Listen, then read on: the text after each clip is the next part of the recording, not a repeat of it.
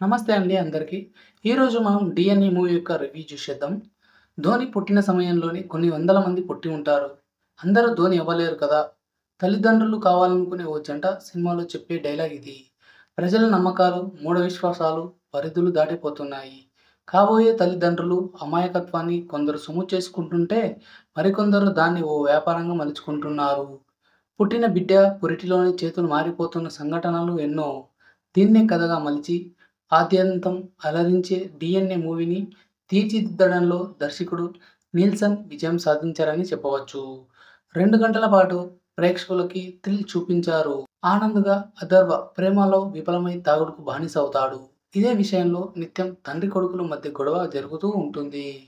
కుటుంబ సభ్యులు, స్నేహితులు బలవంతం చేయడంతో రీహాబిలిటేషన్ సెంటర్‌కి వెళ్లి చికిత్స తీసుకుంటాడు. పెళ్లి చేస్తే కుదుట పడతాడని భావిస్తారు. సినిమాలో దివ్యగా నిమిషా సజాయన్ ఓ మానసిక సమస్యతో బాధపడుతూ ఉంటుంది. హైపర్ యాక్టివ్ ఈ సమస్య ఉందని తెలిసిన దివ్యను ఆనంద్ పెళ్లి చేసుకుంటాడు. కొన్ని నెలలకే వీరికి బాబు పుడతాడు. ఇంక్యుబేటర్‌లో పెట్టాలంటూ ఆ బాబును తీసుకువెళ్లి మళ్ళీ కొద్దిసేపటికి తీసుకొస్తారు. ఆ బిడ్డను దివ్య చేతుల్లో పెట్టగానే అది తన బిడ్డ కాదని దివ్య చెబుతుంది. మానసిక సమస్య ఉన్న దివ్య అలా చెప్పడంతో ఎవ్వరూ కానీ ఆనంద్ అనుమానం పడతాడు. దీంతో డీఎన్ఏ టెస్ట్ చేయించగా అది వారి బిడ్డ కాదని తెలుస్తుంది. మరి ఆనంద్ దివ్యల బిడ్డ ఏమైంది? ఎవరు తీసుకెళ్లారు? తన బిడ్డ కోసం సబ్ ఇన్స్‌పెక్టర్ చిన్నస్వామిగా సినిమాలో బాలాజీ, శక్తివేల్‌తో ఆనంద్ కలిసి ఎలాంటి ఇన్వెస్టిగేషన్ చేశాడు? చివరికి తన బిడ్డ చేరుకున్నాడా? అన్నది తెలియాలంటే సినిమా చూడాలి. ప్రస్తుతం దేశంలో ఎదుర్కొంటున్న సమస్యలు ఇది ఒకటి. ఈ కథా నేపథ్యంలో ఇప్పటి వరకు వచ్చిన పలు చిత్రాలు అలరించాయి. వాటికి కాస్త భిన్నంగా ఆద్యంతం థ్రిల్ పంచేలా 'డిఎన్ఏ' మూవీని తీర్చిదిద్దారు. ఇటు ఆనంద్ జీవితం, అటు దివ్య మానసిక సమస్యను చెబుతూ కథను ప్రారంభించిన దర్శకుడు ఆ ప్రపంచాన్ని పరిచయం చేయడానికి కాస్త సమయం తీసుకున్నాడు. ఎప్పుడైతే బిడ్డ మారిపోయిందో అప్పటి నుంచి అసలు కథ మొదలవుతుంది. దివ్య మాటలు ఎవరు పట్టించుకోకపోవడంతో ఆనంద్ అనుమానంతో నెమ్మదిగా విచారణ మొదలుపెట్టడం తదితర సన్నివేశాలతో కథ ఒక్కసారే క్రైమ్ ఇన్వెస్టిగేషన్ టర్న్ తీసుకుంటుంది. ఎస్ఐ చిన్నస్వామి రాకతో ప్రొసీడర్స్ చకచకా సాగిపోతుంటారు. ఆసుపత్రిలో పుట్టిన బిడ్డలను ఎలా కిడ్నాప్ చేస్తారు? వారు ఏడవకుండా ఏం చేస్తారు? వాళ్ళని ఎవరికీ అనుమానం రాకుండా ఎలా తీసుకువెళ్తారు? వంటి సన్నివేశాలు చూసి ఆశ్చర్యపోతారు. మూఢ విశ్వాసాలతో పుట్టిన బిడ్డలను నరబలి ఇచ్చే ఆచారాలను ఈ సందర్భంగా ఎత్తి చూపాడు దర్శకుడు.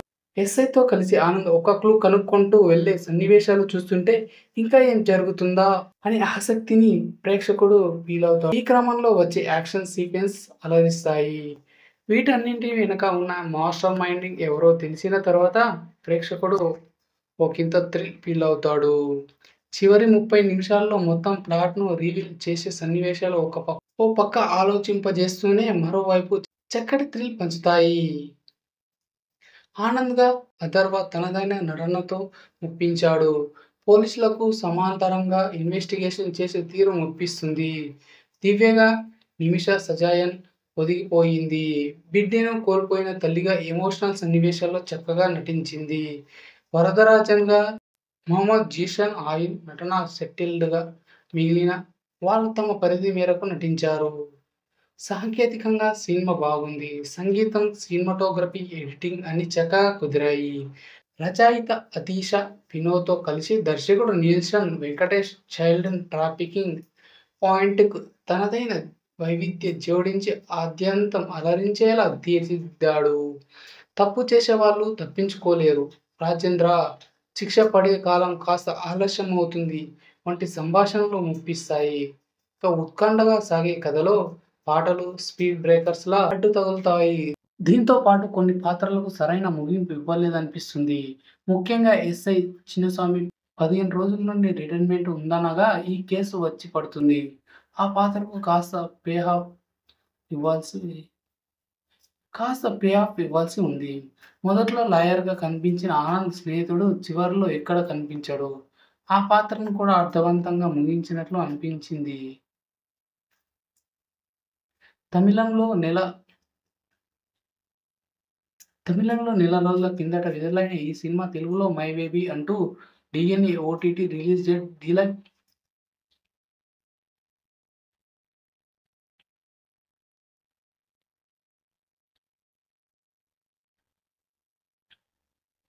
వీడియో నచ్చితే లైక్ చేసి సబ్స్క్రైబ్ చేసుకోండి. 15 రోజుల నుండి రిటైర్మెంట్ ఉందనగా ఈ కేసు వచ్చి పడుతుంది. మొదట్లో లాయర్‌గా కనిపించిన ఆనంద్ స్నేహితుడు చివర్లో ఎక్కడ కనిపించడు. ఆ పాత్రను కూడా అర్థవంతంగా ముగించినట్లు అనిపించింది. తమిళంలో నెల రోజుల కిందట విడుదలైన ఈ సినిమా తెలుగులో 'మై బేబీ' అంటూ DNA OTT release date video నచ్చితే లైక్ చేసి సబ్స్క్రైబ్ చేసుకోండి.